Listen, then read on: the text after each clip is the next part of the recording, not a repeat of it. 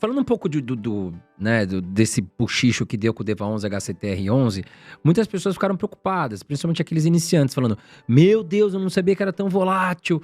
Queria que você falasse um pouco sobre isso, até para tranquilizar as pessoas que estão nos assistindo e nos ouvindo também aí pelas plataformas de áudio. O porquê que elas não têm que se preocupar com isso. Porque o que aconteceu com o HCTR e o DEVA 11 foi algo pontual, mas eu queria que você explicasse essa situação. Vou contar a historinha rápida aqui.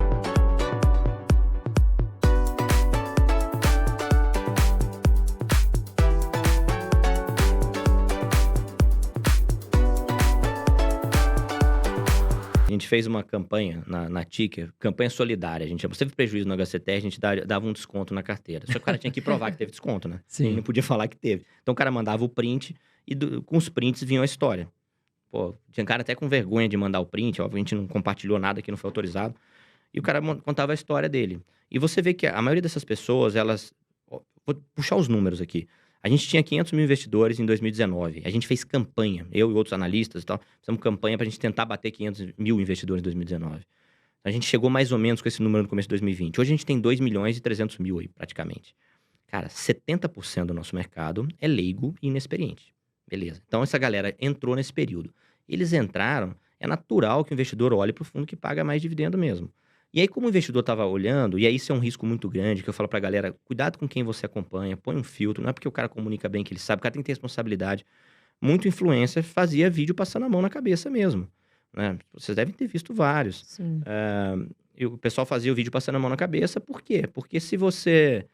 O objetivo do influencer sem responsabilidade, né? Porque tem muito cara bom também, tem muito cara bom. Mas o sem responsabilidade, ele só quer o engajamento, ele não tá preocupado com o outro. Claro. E engajamento é falar do que todo mundo quer ouvir. Né? Pra pessoa não ficar chateada, né? Que ela fala, ufa, né? Então a gente tinha, você vê, naquela época a gente fez a recomendação, a gente apanhou demais. Eu e outros colegas, eu fiz a live com o Marcelo Fai, que é um grande analista de fundo imobiliário, com o Rodrigo Medeiros, que é um grande analista de fundo imobiliário. Que todo mundo fez recomendação de venda na época, a gente apanhava. E a gente falava, vocês estão malucos. Vocês viram o vídeo do fulano falando lá que o dividendo aumentou? Né? Cara, mas não é isso que eu tô apontando. Eu tô falando que o negócio não tá indo bem, que ele tá rolando dívida, que ele tem dupla exposição na dívida e no equity. Isso aí ninguém questionava. Então, assim... Então, eu dou um alento para os investidores, né? Passo a mão na cabeça dos investidores, que eles entraram no mercado onde eles não tinham filtro para buscar informação e muita gente, infelizmente, trazia uma informação perigosa até. Porque o iniciante, ele acha tudo que é recomendação, né? A gente está falando aqui de qualquer fundo, o cara vai lá, é para comprar aquilo porque eles falaram. E não é. A maioria das coisas não são recomendações mesmo. Então... Mas chegamos ao fim dos high yield? Não, em hipótese nenhuma. A gente tem high yield na Kinect que performou bem, a gente tem o RBRY, a gente tem o KNHY lá, a gente tem alguns fundos middle com o próprio Habitat, que é um fundo high yield faca na caveira, performou bem, não teve problema em CRI nenhum. Ou seja, é possível estruturar, gerenciar CRI high yield sem ter problema.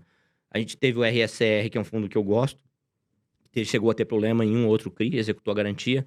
Acho ok também, porque eu tô correndo um risco maior. Se eu tô indo pro high yield, eu estou correndo um risco maior. Eu tenho que ter certeza disso. Eu tô investindo em dívida, ok? Será que ninguém vai ficar sem pagar? Eu tenho que ser muito ingênuo para achar que não. Alguém vai ficar sem pagar. Por isso que a gente vai comprar com desconto, né? A gente vai monitorar para eu ter essa margem de segurança. Uma carteira diversificada. Uma carteira diversificada. CRIs, né? Então, você sempre vai ver um CRI com problema. 2, 3, num fundo que tem 50, 60, 70. De boa. E eu lembro que a gente chegou a falar de um fundo também que paga bons dividendos, que é o IRDM 11. Na época, a gente até conversou um tempinho atrás. Legal. O IRDM 11 chegou a dar um susto aí, né? Mas o que você acha do Cara, IRDM? O IRDM 11 é um fundo que eu gosto. Eu acho que a gestão tem um histórico muito bom. O pessoal veio lá do VRTA antes, então é uma equipe que trabalha bem. Mas eu acho que eles erraram em alguns pontos ali, tá? Então, eles tiveram uma concentração elevada em DEVA, HCTR e alguns CRIs compartilhados, tá? Desse grupo. E demoraram para sair. Para dar um alívio pro gestor. Ele não tem como sair fácil. Você tem lá 50 milhões, 60 milhões, 100 milhões alocados ativos. Você não consegue sair do dia para noite. Você vai machucar a cotação no mercado, você vai gerar um prejuízo contábil, né, que vai prejudicar a tua distribuição de dividendo. Então, não é simples assim, tá? Essa saída. Eles vieram saindo, reduzindo posição, fazendo algo que eu acho acertado, que é diluindo o risco, aumentando o número de CRIs na carteira. Mas o fundo, por ter essa exposição, sofreu bastante na cotação. E aí veio uma outra coisa, que aí soma-se as duas, né? A gente tem inflação em queda primeiro semestre inteiro, praticamente terminando na deflação de junho. E o IRDM, ele está majoritariamente exposto ao IPCA. Então, quando você tem essa queda na distribuição, o investidor associa, tem aquele... Ele investe em Deva, tá pagando menos, bomba, e vou sair fora. Mas a gente fez isso aí, até vai virar material público nosso também, mas a gente fez lá um cenário de estresse, se ele tivesse 100% das perdas de todos... Você não tem como partir do princípio que esses fundos não valem nada, né? Deva, vale alguma coisa. Esses CRIs não valem nada? Vale alguma coisa. Então, a gente estressou o cenário como se aquilo não valesse nada e a gente viu que o RDM estava negociando ainda com algum patamar de desconto. Então, hoje, no preço de hoje, eu acho que ele está atrativo. Mas, ressalvas, pimenta de prato. Quanto você vai botar de pimenta no seu prato? Ele é um high yield, ele tem que estar em uma carteira diversificada, bem diluído ali, tá? Para facilitar a diversificação, divida em partes iguais, eu falo pra galera. Como é que eu vou saber qual é mais arriscado para ter mais? Divide tudo em parte igual ali. São Agora, 10% em cada um. Né? Nós temos os high yield, que nós falamos bastante aqui. IRDM, o HCTR, DEVA11. Os high grade, que são aqueles mais bumbum na parede, que eu costumo falar, mais seguros, que dão mais tranquilidade. Claro que não vão pagar super dividendos, mas eles te dão mais tranquilidade. Perfeito. Você pode citar alguns que você gosta bastante? Posso. Dois que eu já comentei aqui, o VCJR e o RBRR, que inclusive na data de hoje estão com desconto, né? Se você compra ele com desconto ali em relação ao valor patrimonial, você ainda vai ter um rendimento um pouquinho melhor. São dois, os fundos da Quineia, praticamente qualquer fundo da Quineia, fundo da CSHG, no HGCR, são todos fundos aí high grade que vão dar uma boa segurança para o investidor. O importante é comprar com um PVP de 1 para baixo ali, idealmente, né? Essa é a tua margem de segurança. Tá acima? Não compra. Mantém na carteira. Não dá para entrar agora? Espera, porque o mercado oscila, uma hora ele abre oportunidade e você entra. Então, vale ter, tem que ter na carteira. E fundos de fundos, FOF? Porque tem muita gente que tem essa dúvida, né? Você acha que vale a pena, não? Por exemplo, HFOF11. Tá. A gente surfou alguns FOFs esse ano na nossa carteira tática. Eles tinham o que a gente chama de duplo desconto, né? Porque a cotação do FOF estava com desconto.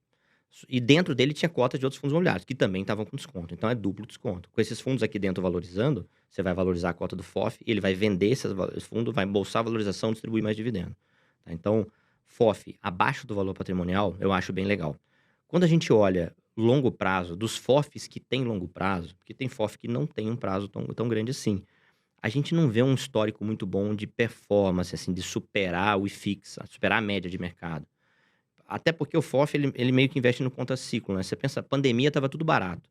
Era a hora do gestor do FOF comprar pra caramba. Só que ele precisa de dinheiro. Ele não consegue fazer uma emissão. O mercado não quer entregar dinheiro pra ninguém com tudo derretendo. Quando tiver tudo caro, mercado bombando, William Bonner falando no Jornal Nacional, né, de fundo imobiliário, aí ele consegue fazer uma emissão. Mas aí ele não consegue comprar barato. Ele até vai entrar através de outras emissões e tal. Tem algumas possibilidades, mas no geral ele vai ter essa dificuldade. Isso vai impactar a performance dele, né, no médio e longo prazo. Então, FOF é um bom trade para você entrar com bastante desconto em relação ao valor patrimonial e vender ali próximo do valor patrimonial. Esse modelo de FOF 2.0, que são os hedge funds, né? Que ele investe também em CRI, ele investe também em ações do segmento imobiliário, o gestor tem uma flexibilidade maior para poder mexer ali no portfólio e buscar. Então, acho que esses fundos, para quem estiver pensando em carrego, farão mais sentido daqui para frente. Tá? Talvez até os FOFs se transformem em hedge funds aí no médio e longo prazo, quando começar a observar esse ponto, né? Não faz muito sentido você ter restrição no regulamento. Posso investir só em cota de fundo imobiliário. O HFOF, você gosta? Gosto. A gestora lá é excelente. Ainda bem, porque tem Os melhores FOFs do mercado hoje. Cara, é difícil falar melhor, André. A gente tem que olhar, pensando no médio prazo, médio para curto prazo, que é a minha visão para esse tipo de ativo, é desconto. É mais desconto, né? Tá. Então, o melhor é aquele que eu consegui olhar e ele tiver com desconto. Então, porque ele não tem ativos específicos, né? Não, ele gira muito tem uma carteira de fundos imobiliários. Quando você recebe o relatório gerencial, é do mês passado. Pode nem ser aquilo mais, né? Eu gosto dessas posições aqui. O cara já pode ter mudado tudo, você só vai ficar sabendo mês que vem, exato. Então, você tem que confiar no trabalho da gestão e eles passam o racional. FOF é uma aula, né? O cara que lê relatório de FOF, o gestor, tá escrevendo ali o que ele tá fazendo, o que ele tá olhando no mercado. Acho que laje vai bombar, acho que galpão não vai e tal. E ele tá olhando para esse mesmo mercado que a gente tá olhando. Ele é um investidor de fundo imobiliário igual a gente. Então, quer aprender? Lê relatório gerencial de FOF. FOF é um bom fundo para fazer um test drive, tá? Mas quando você começar, né? Muitos iniciantes começam. Isso. E você quer carregar o FOF? Compra sempre que tiver abaixo do valor patrimonial, tá? Mas eu acho que você consegue ter uma performance melhor vendendo ele próximo ao valor patrimonial e comprando outros fundos aí com desconto de outros segmentos, né? Tijolo e papel, basicamente, direto mesmo.